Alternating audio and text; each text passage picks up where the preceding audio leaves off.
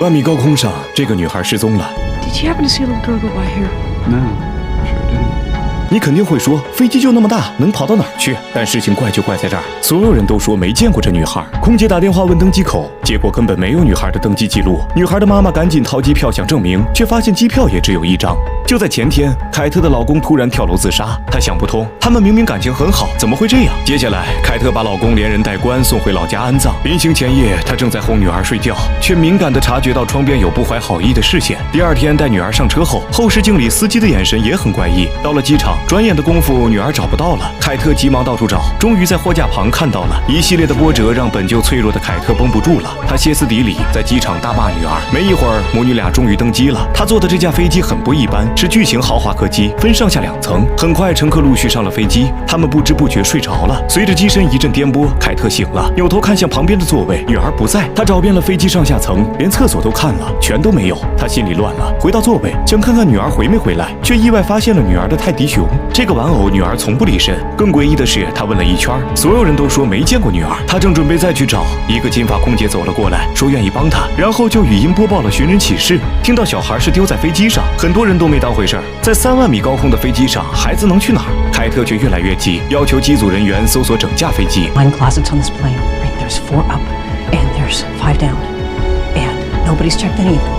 There's 7 galleys. There's the crew quarters. There's the holds, and kids can find places like that. 凯特对飞机的熟悉程度震惊了机组人员。原来凯特是个工程师，这架飞机就是他设计的。他提议让机长出面，却突然被空姐打断。空姐告诉他，登机口已经查过记录和监控，根本没有女孩的信息。也就是说，凯特的女儿就没上飞机。凯特被气笑了，怎么可能？女儿的机票还在我这儿呢。可下一秒他懵了，口袋里只有1张机票。他转身跑向行李架，果然女儿的行李也没了。这么高的地方，女儿绝对够不到。思前想后，他想到一个可能，有人绑架了女儿。听到凯特的猜测，空姐直接无语，周围人也像看神经病一样看他。凯特顾不上这些，径直跑到机长室，他疯狂拍门，大喊大叫，还没等机长出来，就被人按在门上铐上了手铐。这男人是个空警，他劝凯特冷静下来。机长出来后，听说没有女孩的登机信息，就问凯特是不是吃过什么精神药物。所有人都不相信自己，凯特绝望了，他极力克制情绪，忍着眼泪辩解，又央求机长说女儿才6岁，他现在一定很害怕。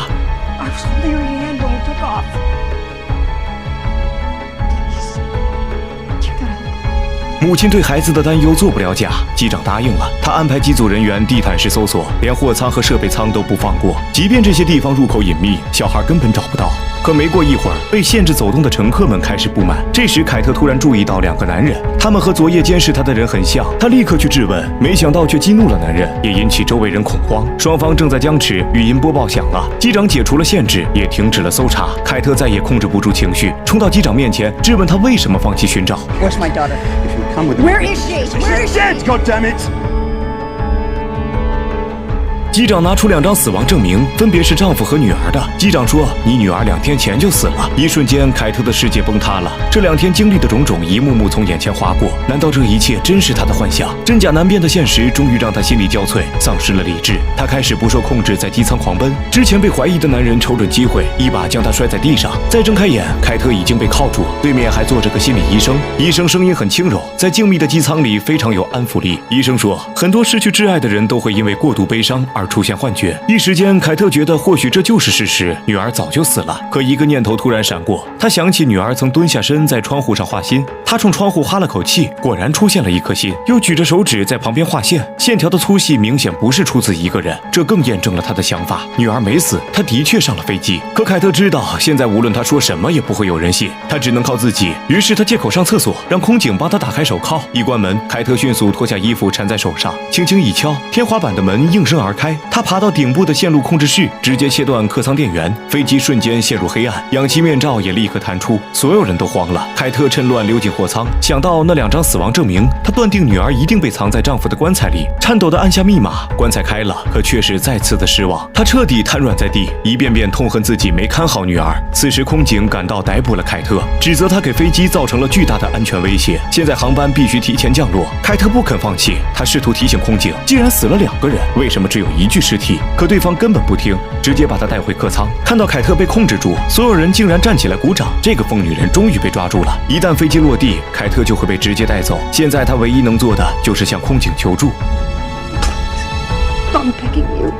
空警心软了，说愿意去找机长谈谈，又叫来金发空姐看住凯特。等待的时候，凯特随口问空姐：“你刚才找了飞机的哪个部分？”可对方却答不上来。凯特隐隐感觉不对。另一边，空警并没有去找机长，而是偷偷潜入货舱。他走到刚才打开的棺材旁，取出夹层里的炸弹，接着又来到设备舱底部。小女孩在这儿睡得正沉。原来空警才是这一切的幕后主使。为了劫机，他先杀死凯特的丈夫，又绑架了女孩，再联合同伙空姐，一步步引诱凯特打开棺材，这样他就能安好炸弹，勒索航空公司。安好炸弹，空警找到机长，说凯特是个变态的劫机犯，她杀死丈夫是为了用棺材运炸弹，她口中的女儿也根本不存在。如果现在不给她5000万，她就会炸掉飞机，飞机上有400多条人命，机长只能转钱。钱一到账，空警安心的笑了。接下来只要飞机一落地，警察就会击杀凯特，一切将死无对证。可现在为了不露馅儿，他必须先安抚凯特，告诉她只要飞机降落，就会清空所有人，还会让警察专门帮他找女儿。凯特很感激，他并不知道自己已经成了替罪羊。没多久，飞机降落，乘客们陆续离开。空警怕凯特看出异样，不停哄骗他。可看到机长正要走下飞机时，凯特坐不住了，他跑过去提醒机长，千万别让机组人员挪动机舱内的设备，这样有助于他找到女儿。机长怒了，别再提你可笑的女儿了，我已经按要求转了5000万给你。凯特懵了，空警见势不对，想提前下飞机。凯特跟着追到舱门，周围全是持枪特警，正在严阵以待，准备射击。而走到一半的空警手不自觉伸向口袋，握住什么东西。凯特立刻明白了真相，可时间紧迫，他只有一个办法。Carson! You get off the plane when I say you get off the plane. 凯特装作劫机犯，叫空警回来。他知道对方害怕暴露，一定会照做。接着，他又让机组人员全部离开。门一关，一个灭火器就重重砸在空警头上。凯特趁机从他身上找到引爆器，但凯特没想到空警腿上还藏着一把枪。他举枪射击，凯特慌忙逃命。现在凯特明白了一切，丈夫根本不是自杀，而身为飞机设计师的他，则恰好是歹徒的完美替罪羊。凯特最终在设备舱底部找到了女儿。空警追来时，他利用对飞机的熟悉，把她引到了锁死的设备舱。几分钟后，飞机轰然爆炸，凯特却安然无恙地抱着女儿从浓烟中走出。机组人员简直不敢相信，机长更是震惊。What is she holding? Just holding her daughter. 休息室里，凯特抱着女儿穿过人群，周围的乘客面色复杂，心理医生更是不敢直视她。在某种意义上，这位伟大的母亲不仅救了女儿，也拯救了这群冷漠的人。危机当前，冷漠并不能独善其身，只有坚定的爱能战胜一切。